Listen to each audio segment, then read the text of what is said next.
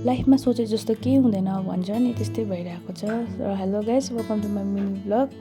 आज चाहिँ मेरो ड्युटीको लास्ट डे थियो, किनभने मैले ड्युटी चाहिँ रिजाइन दिएको थिएँ नि राफ्टिङको लागि। तर राफ्टिङ चाहिँ पोस्टपोन भएर डिसेम्बरमा हुने भयो। अनि म मर्निङमा ड्युटी जाँदाखेरि चाहिँ सेफले चाहिँ अमुल दुध लिएर चिया बनाउनलाई जाँदै रहेछ। अनि मैले कालो मान्छेले रातो लुगा लगायो भने चिस्काइदिएको थिएँ। ठिक्कै कुसुम पनि आयो। कुसुमले चाहिँ मलाई रेस्टुरेन्ट जाउँ कि भन्ने तान्दै लग्यो।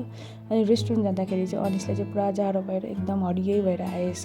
अनि त्यसको बादमा म रिसेप्सन गएँ। रिसेप्सन जाँदाखेरि चाहिँ कुसुम तल अघि पुगेर चाहिँ पुरा नक्कल पारिरहेको रहेछ, रिल्स बनाउँदै रहेछ गार्डलाई क्यामेराम्यान राखेर।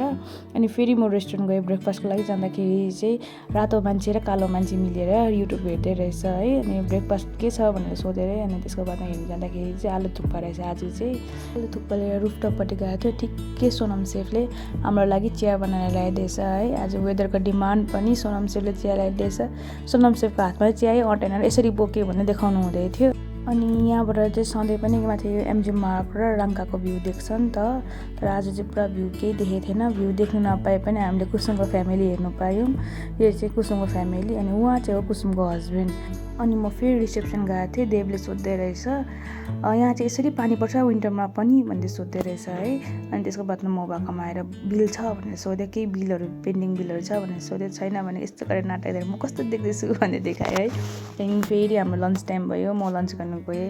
मलाई कस्तो नराम्रो लागिरहेको थियो क्या। म जाँदैछु, मेरो साथीहरू म मिस गर्छु, यहाँ काम गरेको म मिस गर्छु भन्दै सोचिरहेको थिएँ। त्यतिकै सोच्दै मैले खाना खाएँ। खाना खाएपछि यतिकै टाइम बितिहाल्यो। 5 बज्यो। मैले युनिफर्म चेन्ज गरेँ है। युनिफर्म चेन्ज गरेर मेरो युनिफर्म ह्यान्डओभर गरेर चाहिँ टक्कै दिदी भेट्न गएको। दिदीले साँच्चै गएको तँ नजान भन्दै रहेछ है। अनि म फेरि तलसम्म पुऱ्याइदेऊ न भनेर गएको। तल पुगेर त रुनु थाल्यो दिदी त। जा तँ गइहाल्न आइज भने है। त्यहाँदेखि म गएँ रुमतर्फ लागेँ।